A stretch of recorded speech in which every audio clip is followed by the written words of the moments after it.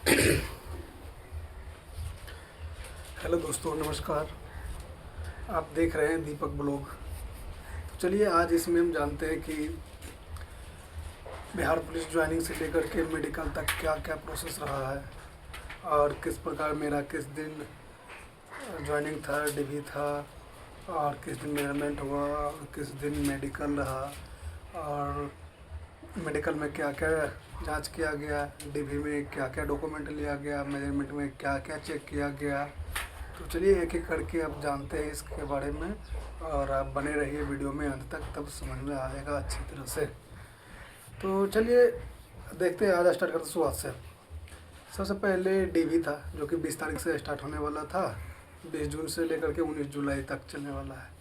तो पहला दिन किसी को पता नहीं था, कुछ ज़िला का नोटिस आया था कि चलिए 21 से है, 22 से है, लेकिन मेरा सिवान डिस्ट्रिक्ट था उसमें नहीं आया था नोटिस, कुछ नहीं आया था तो जाना पड़ा। 20 तारीख को है, 20 तारीख को गए तो पता चला कि 20 तारीख से नहीं होकर के 27 से होने वाला है, लेकिन फिर ऊपर से आदेश आया कि नहीं होगा, आज से ही होगा। कंडीशन था इसमें कि 24 तारीख को पीओपी होने वाला था सिवान में, तो इस वजह से डिले हो रहा था, इसलिए नोटिस भी नहीं आया था। तो 20 तारीख को ही स्टार्ट किया गया, लेकिन मेरा रोल नंबर 150 नंबर पे था। टोटल 341 कैंडिडेट का सिलेक्शन हुआ है वहाँ पे। तो एक दिन में 100 के लिया गया, तो मेरा नंबर 150 में था। अगले दिन था तो वहीं रुकना पड़ा, ग्राउंड में ही व्यवस्था था, अच्छा था, सब लोग कोऑपरेट कर रहे थे, कोई दिक्कत नहीं हो रहा था वहाँ पे। तो हम लोग रात में वहीं पे एक मंदिर था, मंदिर के पास में चबूतरा टाइप के बना हुआ था, तो वहीं पे सोए थे हम लोग। कोई दिक्कत नहीं है, ग्राउंड में बहुत अच्छा लगा, बहुत अच्छा देखने के, सोने में मज़ा आया, आराम से सोए। फिर सुबह में फ्रेश हुए, बाथरूम वगैरह बहुत अच्छा था, सब क्लीन था। सोए, फ्रेश हुए, उसके बाद फिर 21 तारीख को मेरा डेब्यू हुआ। डेब्यू में मात्र डॉक्यूमेंट के रूप में ले सकते हैं तो 10th का मार्कशीट, सर्टिफिकेट, 12th का मार्कशीट और सर्टिफिकेट। इसके अलावा लिया गया है आधार कार्ड, और यदि जाति, जिनका था जाति, और आवासीय रेसिडेंट सर्टिफिकेट, और जिनका एनसीएल लग रहा था एनसीएल, और जिनका ईडब्ल्यूएस लग रहा था ईडब्ल्यूएस, बस इतना ही। तो 21 तारीख को कंप्लीट हो गया। और फिर उसके बाद मेजरमेंट के लिए बुलाया गया, तो मेजरमेंट को मेरा था 25 तारीख को, 25 को गए मेजरमेंट के लिए। 25 तारीख को मेरा मेजरमेंट था, तो मेजरमेंट के लिए गए वहाँ पे। तो जब डीवी मैंने किया, डीवी के टाइम में एक फॉर्म दिया गया था, वो फॉर्म फिलअप करके और मेजरमेंट के टाइम ही जमा ले लिया वहाँ पे।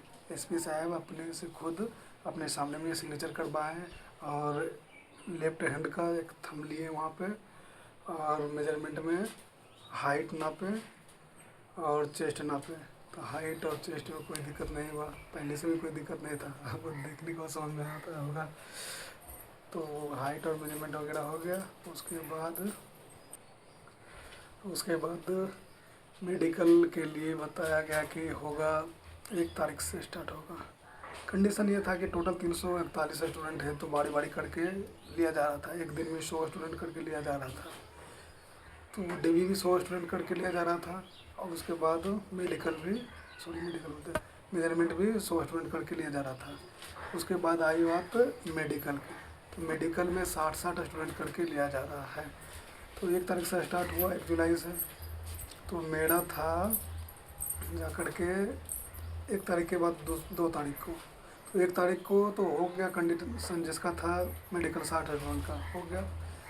उसके बाद 2 तारीख को भी, मतलब 1 तारीख को बुला लिया था 100 का, 100 में से 60 को ही हो पाया, तो जो बचा था 40 उसका अगले दिन ही 2 तारीख के हुआ। तो 2 तारीख के कुल मिला करके 114 या 16 करके लिया गया। तो इसके बाद 3 तारीख को मेरा मेडिकल हुआ। 3 तारीख को मेडिकल हुआ मेरा, तो उसमें क्या क्या चेक किया गया वो आप बने रहिए, वीडियो में बता रहा हूँ एक बार से क्लियर करके। तो मैंने गया वहाँ पे, तो सर बताया मेडिकल के लिए कि सुबह में 8 बजे के आसपास गाड़ी खुलेगी पुलिस लाइन से, सिवान पुलिस लाइन से। तो सब लोग अपना ढीला ढीला ट्राउज़र ढीला टी शर्ट पहन के आप आइएगा वहाँ पे, ताकि दिक्कत ना हो। और सबसे बड़ी बात था ये बोल रहे थे कि दाढ़ी और बाल बनाना अति आवश्यक है, अगर नहीं बनाइएगा तो अभी से ही पनिशमेंट देना शुरू कर दिया जाएगा। तो हम लोग दाढ़ी उड़ी बना के गए थे, बाल भी बना के गए थे। तो वहाँ पे प्रेजेंटेशन के लिए बुलाए सर कि जिनका जिनका है सब लाइन में लगो, नाम करते गए, लाइन में लगते गए। उसके बाद वहाँ से गाड़ी खुली 9 बजे के आसपास।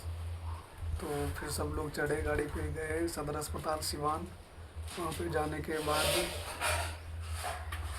जिस टाइम नाम पुकारा गया उसी टाइम सबके नाम के अलग में मोबाइल नंबर नोट करवा दिया गया।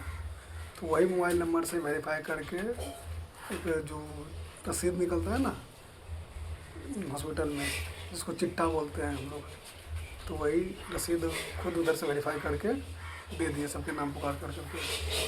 तो 20-20 करके लाइन लगा करके बारी करके लेके जा रहे थे। तो सबसे पहले मेडिकल में हुआ कि वहाँ पे जाने के बाद ओपीडी करवाया गया। ओपीडी में था चेस्ट था, मतलब चेस्ट क्या है, हाइट क्या है, वेट क्या है, बीपी क्या है, यही सब नॉर्मल था, कुछ कोई दिक्कत नहीं था। वो आराम से कर दिया अंदर में, कोई दिक्कत नहीं हुआ। उसके बाद फिर बुलाया गया आँख, कान और दांत चेक करने के लिए। वहीं पर फ्लैट फुट भी और नौकनी भी चेक किया गया। तो सबसे पहले नंबर आने के बाद बोले कि आप अपना जो भी ट्राउज़र हो, लोअर हो, ठेवना से ऊपर कर लो। ठेवना से ऊपर कर लिए थे हमने। उसके बाद नौकनी चेक किए, तो देखे नौकनी में वैसा कोई दिक्कत कुछ किन्हीं को नौकनी या फ्लैट फुट में कहीं नहीं बाहर किया जा रहा है, कहीं कोई दिक्कत नहीं। तो आराम से सटाएँ, देखे, बोले कि पैर थोड़ा सा टाइट करो, फिर टाइट कर लिए, मतलब इस प्रकार पैर बना करके। तो फर्क था, कोई दिक्कत नहीं था। फिर बोले पीछे मुड़ो, पीछे मुड़ करके बोले दोनों पैर को आपस में से चिपकाओ, ऐसे चिपका करके पीछे घूम। फिर घूमे, देखे, तो बोले कोई दिक्कत नहीं। उसमें मतलब उसी में फ्लैट फुट भी चेक कर लिए और नौकरी भी चेक कर लिए, किसी को कुछ नहीं किया, कहीं कुछ नहीं बाहर किया गया। उसके बाद फिर आया आँख टेस्ट करने के लिए बारी, वहीं पे साथ में ही। तो आँख टेस्ट में यहाँ से 2 से 3 डेग के पास एक चार्ट बना हुआ था, उसमें ABCD लिखा हुआ था, बड़ा से छोटा, उसके बाद छोटा, उसके बाद छोटा। एक रेड लाइन था, उसके नीचे में XAOUV करके लिखा हुआ था, उसके नीचे में ग्रीन लाइन था, उसके बाद भी ABCD करके लिखा हुआ था। तो वही ग्रीन लाइन वाला में भी बोल रहे थे कि पढ़ो। तो पहले बोल रहे थे कैसे पढ़ो, XAOUV करके पढ़ लिए। उसको बोल रहे थे कि आँख में ये करके, एक आँख मूंद करके पढ़ो। तो सब लोग स्टूडेंट ऐसे करके थोड़ा ही कर ले रहा था, ताकि अच्छे से मतलब देखें। मतलब एक आँख है, इसे पूरा कस के से दाब लेंगे तो दिक्कत होगा, इसलिए थोड़ा सा इसे रखिएगा, दाबिएगा नहीं तो कोई प्रॉब्लम नहीं होगा। हो सकता है तो इसे कर लीजिएगा, तो कोई फर्क नहीं, इसके लिए कोई दिक्कत नहीं, ताकि अच्छा से दिखे। तो इस प्रकार देखें, फिर पढ़ दिए, कोई दिक्कत नहीं। फिर बोले दूसरा आँख से ऐसे बंद करके देखो, तो ऐसे करके किए, फर्क नहीं पड़ रहा था, कोई आराम से पढ़ रहा था, कहीं कोई दिक्कत नहीं। उसके बाद तो पढ़ने वाला था, पढ़ो क्या है इसमें, तो कल रिविज़न के लिए 12, 13, 57, 14, 15 करके पढ़ते जाओ, कहीं कोई दिक्कत नहीं। उसके बाद बलग में वहीं पे एक मैम बैठे हुए थे, तो वो बोल रहे थे कि आओ इधर बैठो, कान चेक करेंगे। कान चेक करने के लिए कितना बड़ा डिवाइस था, कान में डाले, उसके बाद देखे तो बोले कोई दिक्कत नहीं। फिर इधर वाला कान ला, ये वाला कान दिए, तो भी चेक किए, कोई दिक्कत नहीं। हाँ, मेडिकल में जाने से पहले आप एयरवैक्स जो होता है वो डाल करके साफ़ कर लीजिएगा अच्छे से थोड़ा सा, या फिर कान साफ़ करवा लीजिएगा।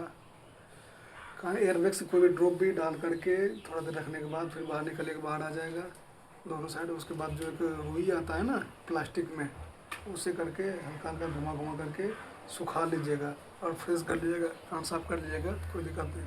थोड़ा कान में 1-2 लड़की के था, मतलब कान थोड़ा सा ये फटा हुआ था चदरा, तो कोई दिक्कत नहीं। उसमें बोले कि आप चेक करवाओ कि नहीं, पूछ किए उनसे, लेकिन बाद में फिर उनको भी फिट कर दिए, कुछ नहीं हुआ, कोई दिक्कत नहीं।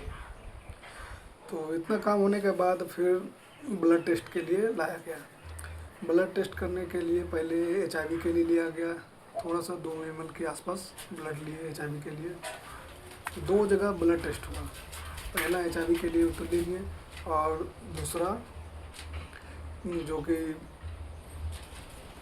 HVAC से करके इस प्रकार के 7 को जाँच था, वो सब इसे एक ही में आ जाता था, तो उसके लिए फिर लिए।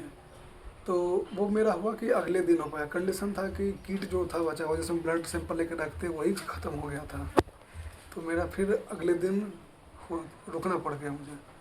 इससे पहले एक्सरे हुआ, चेस्ट का एक्सरे लिया गया, बस एक्सरे हुआ। उसके बाद फिर वहाँ तक होकर के रुक गया, और दूसरा बार जो सैंपल लेने के लिए जो 7 जाँच था, उसके लिए बोल रहे थे कि जे अब किट समाप्त हो गया है, अब आपको आज भर रुकना पड़ेगा, कल फिर से होगा। तो कल फिर से वही प्रक्रिया हुआ, लाइन वाइन लग करके फिर से हॉस्पिटल आए, तो फिर से जांच हुआ, फिर से ब्लड लिया गया, उसके बाद कंप्लीट हो गया। बस इसके अलावा और कोई चीज़ चेक नहीं हुआ।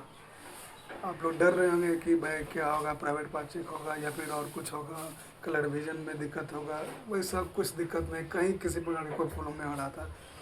देखे बच्चा को कुछ पढ़ भी नहीं पा रहा था ढंग से, फिर भी गौर से अगर देखा तो हो गया, कहीं उस पर कोई दिक्कत नहीं। बहुत कोऑपरेट कर रहे थे, बहुत अच्छी तरह से, किसी प्रकार की कोई दिक्कत नहीं हुआ। बेफिक्र रहिए मेडिकल के लिए आप लोग।